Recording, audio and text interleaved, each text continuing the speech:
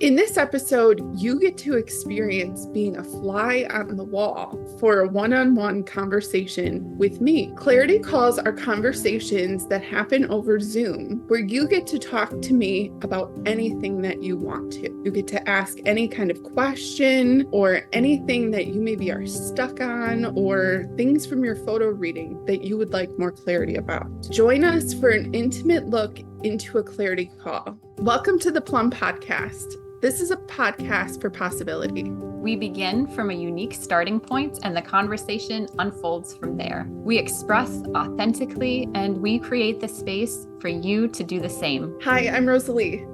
And I'm Sarah. And we are the Plumb Collective. The starting point for this conversation was our recording of episode 9 of the Plumb podcast. When we were recording that episode and the conversation that we were having before we shared the impromptu clarity call that happened between Rosalee and I while I was running, we had a conversation about that clarity call. That was the first part of the episode.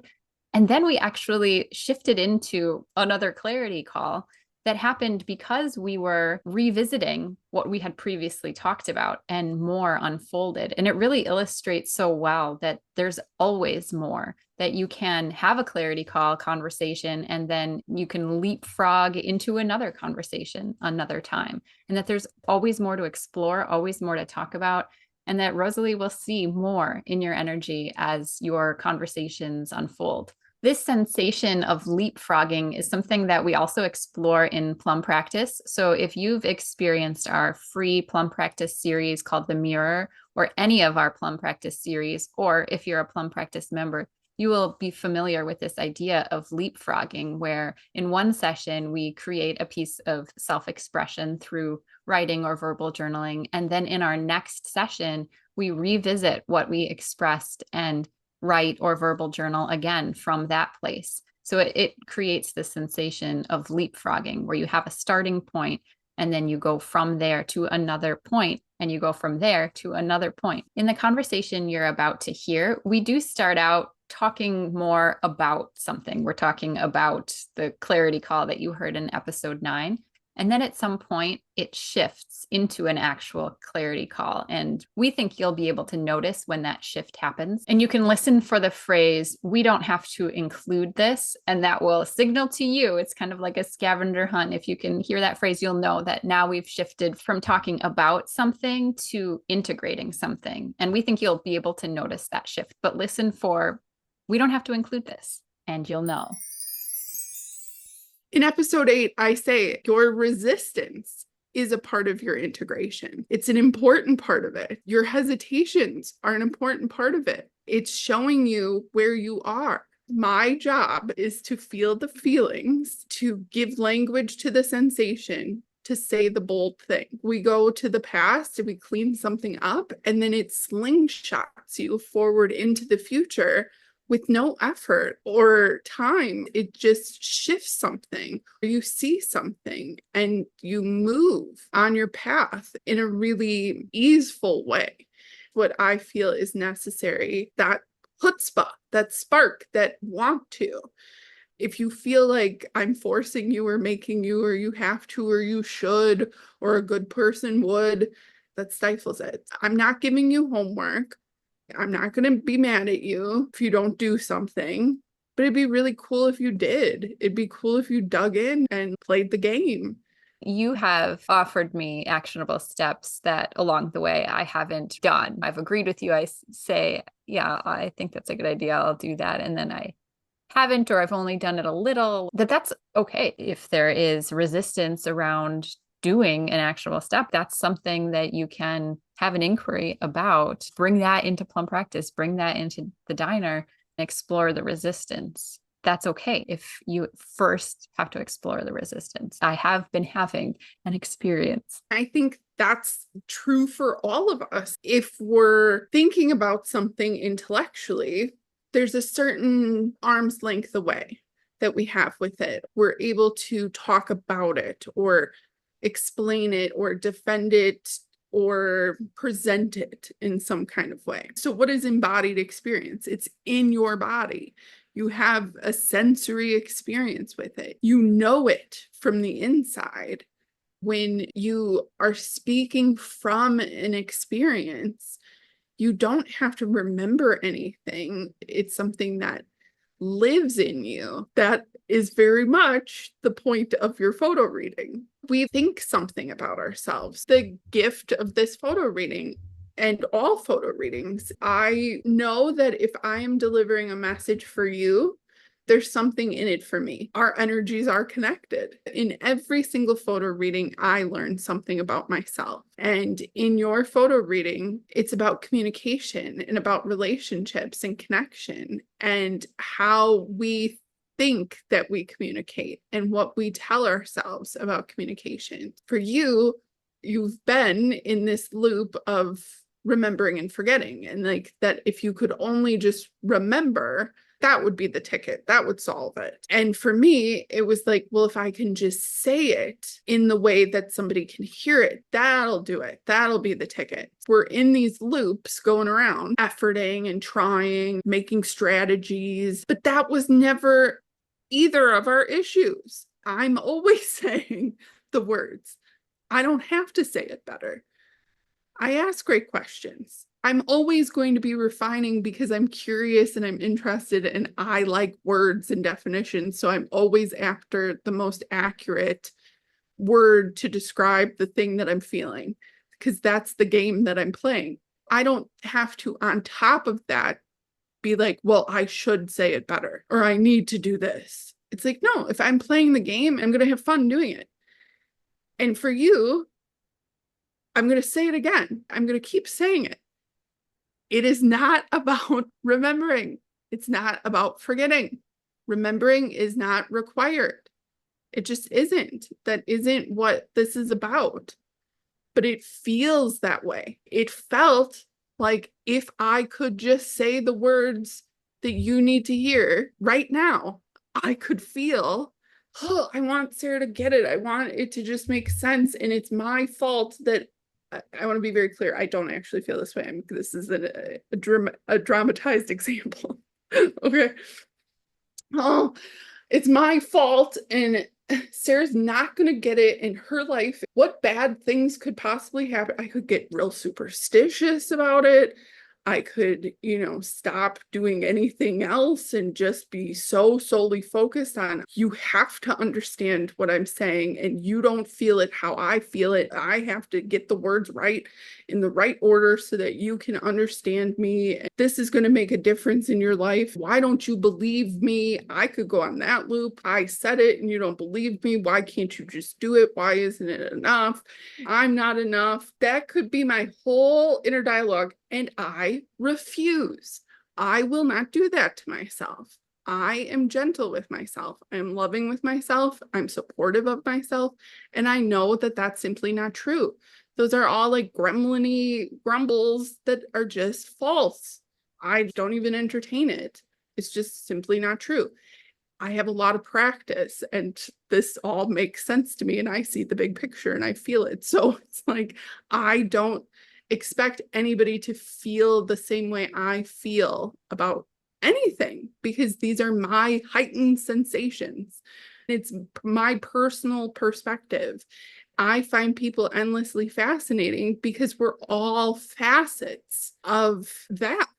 We each have our own unique perspective that we're looking through. And then I get this opportunity to connect with you and see things from your perspective. Well, isn't that cool that like I get to have this like multifaceted, I don't know if it's a fly or whatever, where they're all the little, and it's just like, that's my life. I get to live that kind of life, seeing and feeling people's experiences from all over the world. That's incredible. I'm so grateful and thankful for that. From that, I have gathered wisdom. I've seen the patterns. We are more connected than we realize. I get this unique perspective to see how connected we really are. When I'm speaking from that, you better believe I can't say that better. That's what it is. I trust that and believe that about myself, even though it could feel like these other things. So when I'm saying it's not about forgetting and remembering, remembering is not required. Don't even look over there. Look over here. Look at your environment. Look at who you are in these different environments. It's a kaleidoscope, who you are in one area. Could you turn the kaleidoscope and see yourself in these different scenarios? Can you take an inventory of what you do every day and see what that looks like? See how much you manage, how skilled and capable you are in these different areas of your life. Because that has nothing to do with remembering. It's a totally different thing. Even in just hearing you talk right now, I've heard you say these same things, but I feel like I'm hearing it a little differently and a little bit more. What you said about yourself, you refuse to go down the path of all of those gremlins that you described because you know who you are, and you are a person who sees through these multifaceted I can't not picture you with the fly eyes. It's making me laugh. You know, you have fly eyes, and therefore you don't have to say it better. I'm trying to have a similar analogy for myself. Something that I've said about myself, one thing that I believe is my natural way of being a lily pad that's floating on a lake. It's anchored to the floor of the lake. As the waves move and the breeze blows, the lily pad is floating on the top of the water and just kind of bobs and moves with whatever is happening, but is anchored to the floor. Do you know how a lily pad is shaped like a heart? My shorthand is I am a floating heart. And yet my experiences, I get dysregulated. I say and do things that don't reflect this floating heart energy that I do actually believe myself to be. And so I have told myself, if I could just remember, how it comes up is in several ways. Like if I could just remember, if I could explain what I'm feeling and thinking to the other person, they would understand and they would see me for who I am. Or if I could just remember that I am a floating heart energy, I could remember to pause and just be still for a second instead of reacting in dysregulation. That is why remembering and forgetting has felt like the thing. Like if I could just remember everything I know and say it to the person instead of going completely blank and blacking out and I have no idea. I can't explain myself. I can't explain anything that I know or who I am. Or if I could just remember who I am, if I could remember one of those two things, either everything I ever knew or how I'm feeling right now or who I actually am, that would cause me to have a different experience in these different environments that we talked about. So I think I feel like there's still a piece I'm not seeing or I don't understand, because it feels like me remembering the still point or the floating heart as my natural way of being, that still feels like I have to remember that. But I also hear you saying that if I did this inventory, if I looked at my life and claimed, it wouldn't be so hard to remember, because I wouldn't have to remember, I would just know. I mean, I think. Did you hear what you just said? If I did this inventory, I would just know. I wouldn't have to remember. I would just know. And I do think that part of my issue or problem is I think I do know. I do know. I do a lot in a day and I manage a lot of things and I am capable. I feel like I do know. So then writing a list of what I do, I feel like I know what's on that list. I could tell you what I did. I could. But have I actually done it? Well, yes, I am doing it. I didn't finish it for today and I will, but I do have 2 days of inventoried data that I've taken, and I'm sure we'll talk about it. That's the thing about actionable steps or my recommendations, is that they often feel silly. It feels like, well, I know that already. Okay, well, then that's why you need to do it, is because you think you know that already. I'm telling you, if there's something there that you can't see because you think you know it already. And so there's a difference between, well, I already know that, and I know it. I know this about myself. I believe this about myself. Of course, I feel this way because this. That's a different kind of knowing than, well, why would I do that? Because I already know that.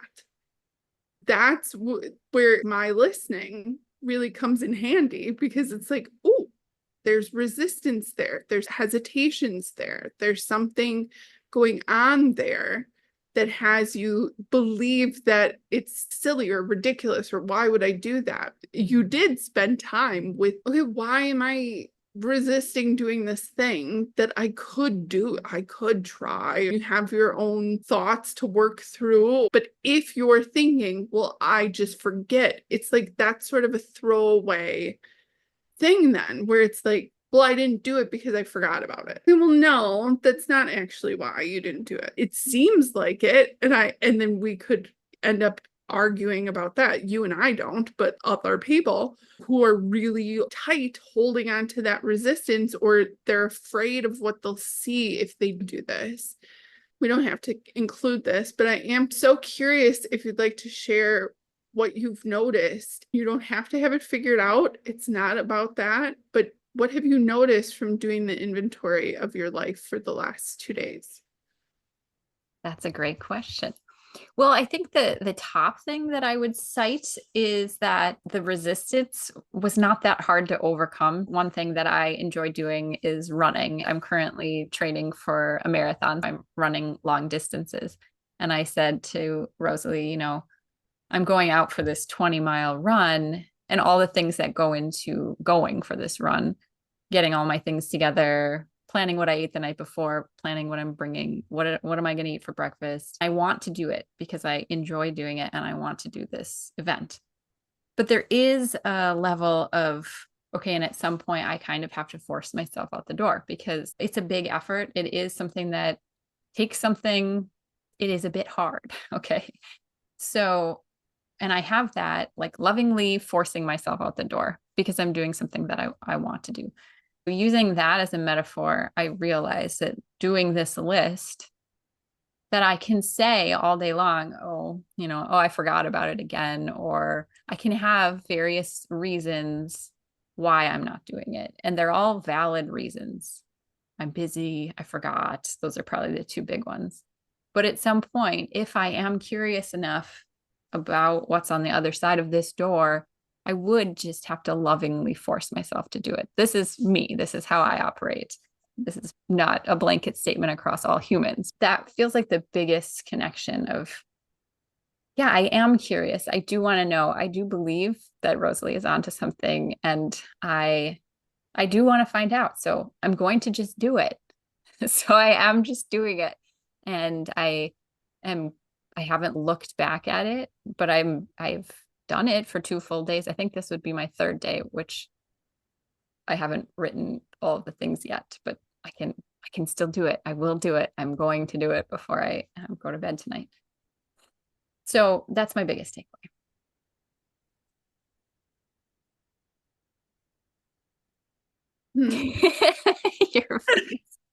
Okay, so the thing is, I'm doing it. All right. All right. And Yes. I haven't read them back. I've noticed that the first day it like took up more space. I don't know that there's necessarily more things on it.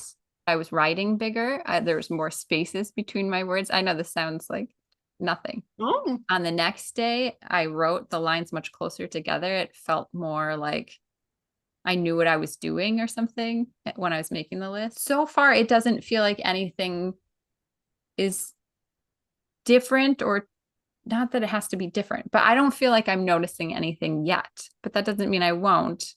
And I haven't necessarily, I mean, this is my first time reflecting on it. So I haven't also spent time reflecting on it. And that is something that maybe is part of it, that at the end of the week, I'm going to read them. Maybe I'll read them aloud so that I can listen to myself. I'm not sure what it would take to have me feel something, because right now I'm not feeling something and I'd like to. So that might be another step. I don't know. oh, it's so cool. Okay. Well, I'm glad I didn't say anything and just kind of made a face for a second, because it's like, yeah, well, that's actually the question. It wasn't, well, what did you do or how did you do it? But what have you noticed? You didn't answer the question wrong, but you answered the question in a way that's revealing you haven't felt anything yet. That's okay. Running 20 miles is the perfect example of what I'm talking about. When I feel an actionable step for someone, this recommendation, it's a starting point. It's like, okay, try this. Part of that is you finding something in it for yourself that's fun. And if you don't find anything in it that's fun, asking questions, being in conversation with me about it, talking about the resistance, the hesitations, the shoulds, or whatever, that's all a part of it. It's a starting point of what was the message? What did I feel from your energy? Because that's what it is. You told me that taking an inventory of your life would make a difference for you. I didn't make that up or come out with that out of nowhere. Your energy told me that. There's something in it for you. You're playing a game with yourself. What would make it fun? What would make it interesting? What would have you feel something about it? It's not a problem if you're making a list at the end of the day. I gave options about this. You could do it that way, or a way that I thought might be easiest would be as you do something or immediately after you do it, to document it, to write it down so that you're in the energy of it and that you don't forget that. That can't be a thing like, well, I forgot what I did because I'm writing it all down at the end of the day instead of, right after I'm doing something. That there's maybe closer contact with that. But this is new stuff that I'm sharing with you now because you've started. You took the starting point. Now I can refine it for you and I can say, ooh, I hear what you're saying about, like, well, I don't know exactly how you said it, but it was like, well, the day's not over. I didn't fuck it up, or I'll add it before I go to sleep tonight. Who are you talking to? Who made that rule? Why is that something? It's totally fine. But you said that you need to write those down before you go to bed, or that feels like an important part of it, or I need to do it this way. When you were talking about running 20 miles, you could think ran 20 miles could be on your list or your inventory. That might be how you choose to do it. But my feeling is there were so many steps along the way to you getting out the door to run 20 miles. Did you document all of those things? Did you take inventory on all of that? I think that that's part of what I'm hearing you say when you're saying, like, well, I know that I do a lot. I know I manage all of these things. I think you do the highlight reel of ran 20 miles, but you don't let yourself feel the talking that you do to yourself, the encouraging that you do to yourself, going to the running store and getting the things that you need and packing things up and putting your water in buying a new little running vest thing, making sure your phone is charged and where are you going to go, and getting your watch and your heart rate monitor and it's like there's millions probably of inventory-ish steps. I don't think you have to do this forever. What I saw was 1 day and 1 week, that you would see something after 1 day and that you would see something after 1 week. You're saying, well, I'm not actually feeling it yet. Then that 1 day maybe isn't 1 calendar day. It's when you feel it. When you feel something about the inventory. We had this conversation. You had the thought of, maybe I'll read it out loud. Maybe record yourself saying it out loud so that you can play it back and hear yourself say it. You get the experience of noticing it, writing it down, saying it out loud, and then hearing yourself say it. Incrementally and gently shifting your idea of yourself along the way is my belief that all of the parts are important.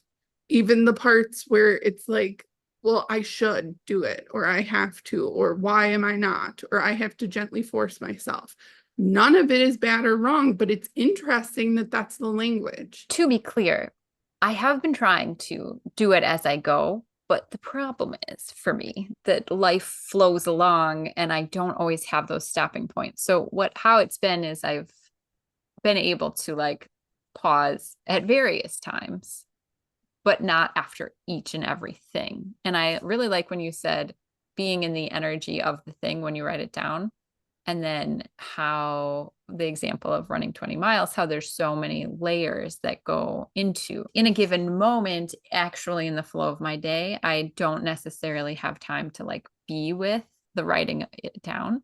So what it sounds like to me might be something that I explore is writing the list the way I've been writing it as best I can as I go. It's okay if it doesn't happen. And then I finish it up at the end of the day. But that may be a second part of the actionable step would be to, well, I'm just seeing myself like, well, I talked before about like lines between, right? And having them spaced close together, creating space between each one actually intentionally and leaving a blank space that I could fill in later of what goes into that. Because I think about, walking my dogs. That is a really simple thing. But if I think about one experience of walking the dogs and how I felt and, what one dog did and other things that were going on in the house at the time or whatever. Or I was also, at the time, maybe texting somebody. I'm also fielding something else in my family. But that's not captured in Walked the Dogs unless I leave space underneath it and explore it a little bit more when I have more space to explore it. Maybe that is a way to think about it. So thanks. Oh, well, thank you. And it's like, it's so helpful to me to have you participate and collect the data and then share it with me. Share your experience, because it's like, then I can hear, ooh, there's something here that if you just think about it differently or open something up, refine this isn't important. There's certain parts of it I can feel, oh, that's not a big deal. And then there's other parts that it's like, ooh, that has to be there.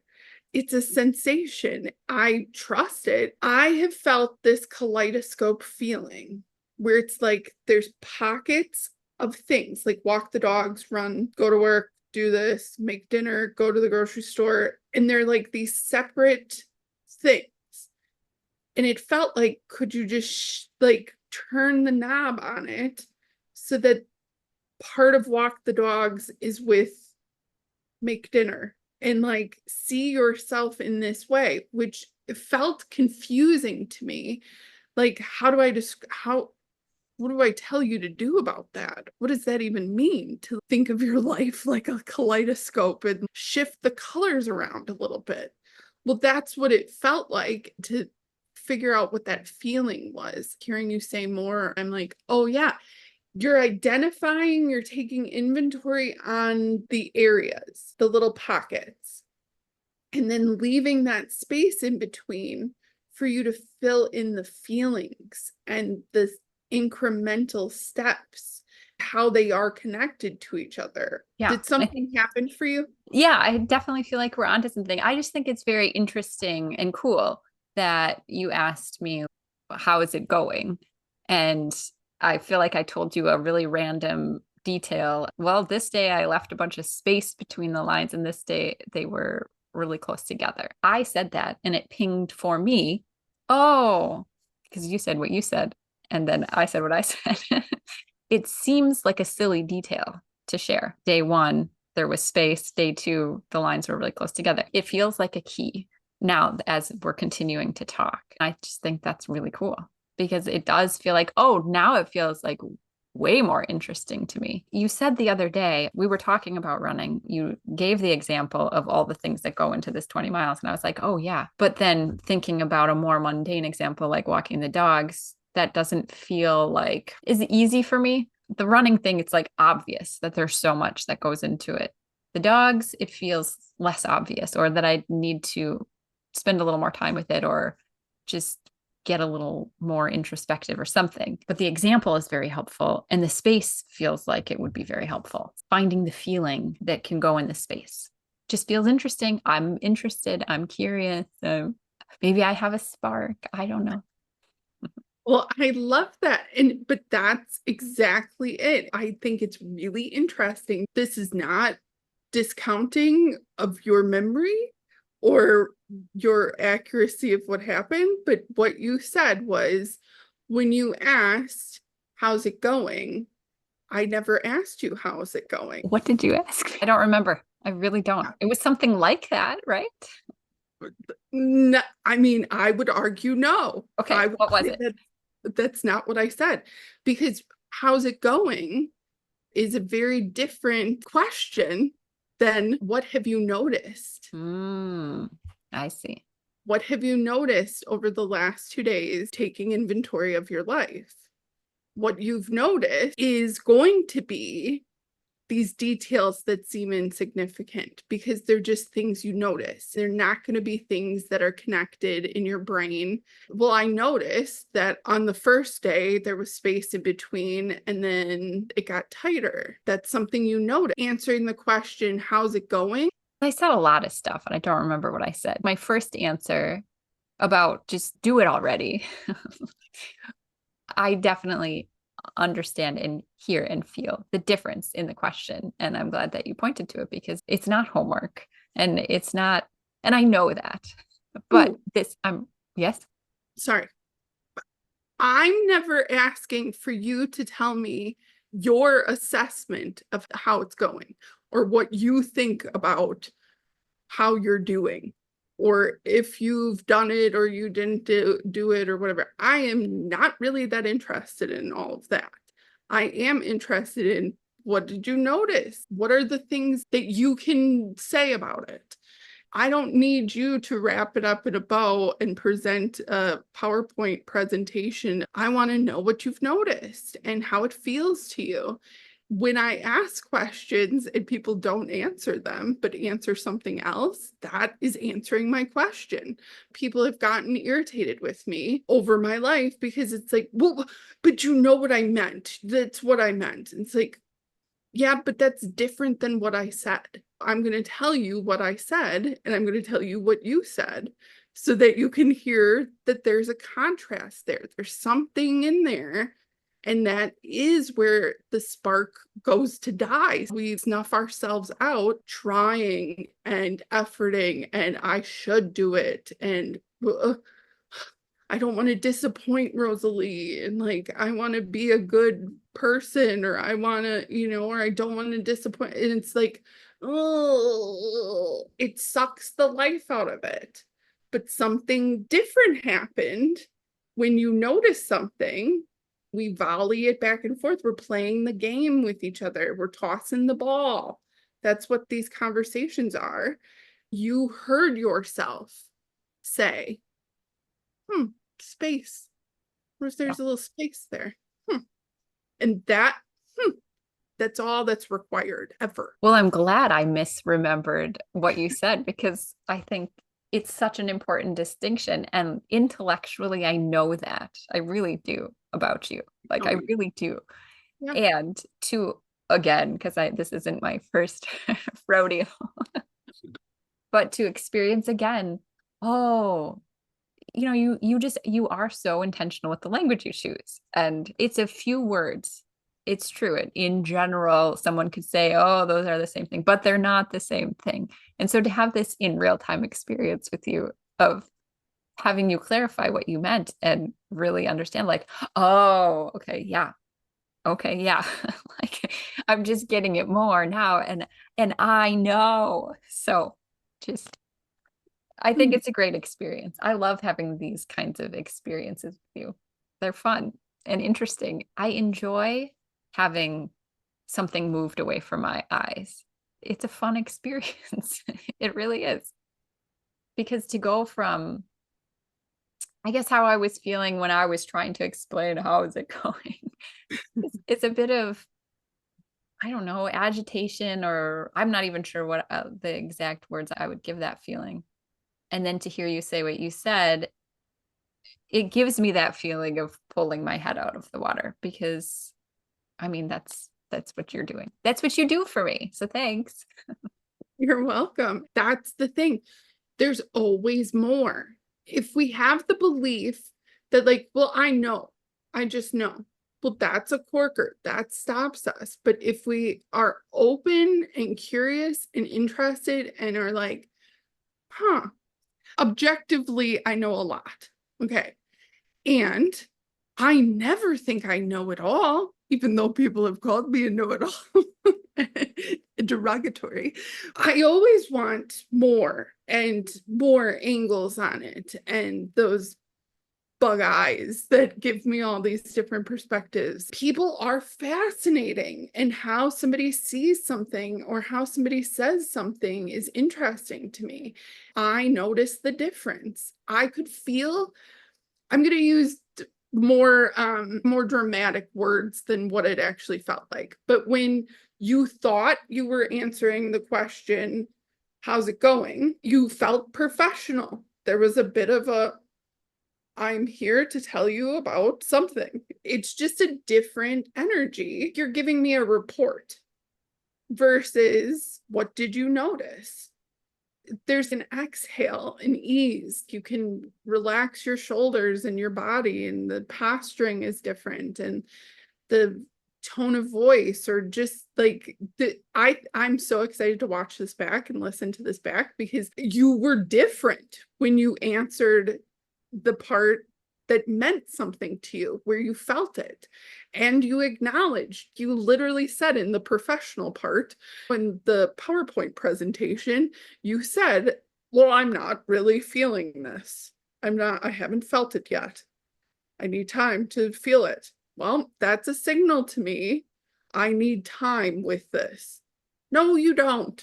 It's right now. It's in the moment. You don't have to, remembering is not required. You don't need more time with it. To feel is now, and now, and now, and now. Like, it's always, the opportunity for feeling is present. It doesn't happen any other time. Really, what I feel like I've been saying to you is, like, for you, it's me grabbing the back of your head and pulling your face out of the water.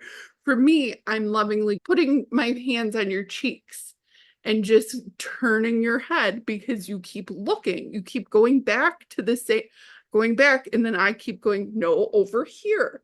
And then you go back here, no, over here. The sensation of, this is how it is, this is how it's going. Really, it sounded like this is how it's going. When you felt something, when you got inspired and interested and excited, it really was like you notice something. To see it, feel it, hear it, notice it, the shift is really cool. That it's recorded and that we can watch it back and look for the nuance, because it is subtle. It's always going to be subtle. We think it's going to be a big thing that makes the big difference. And sometimes, okay, maybe sometimes, sure. But it's mostly stacked, teeny tiny, seemingly insignificant, nonsensical, can't even believe that that would make a difference things stacked together that have you go, oh, holy shit, my life is mine. I get to say I'm excited to be alive, because we're playing a different game. As the person who was in this conversation as the client, it's so interesting for me to listen back to this conversation. And that is something that's part of clarity calls. When you have a clarity call with Rosalee, you will get the recording of your call, so you can listen to it again and have the experience that I'm having in witnessing myself and this conversation. And to know what it felt like for me to be in the conversation and notice how I was feeling along the way, and what was happening when Rosalee would ask different questions of me. And specifically that part where I misremembered the question when I thought it was, how is it going? And it was really, what did you notice? To experience that and be like, wow, it's the way that I heard it. And it's just true.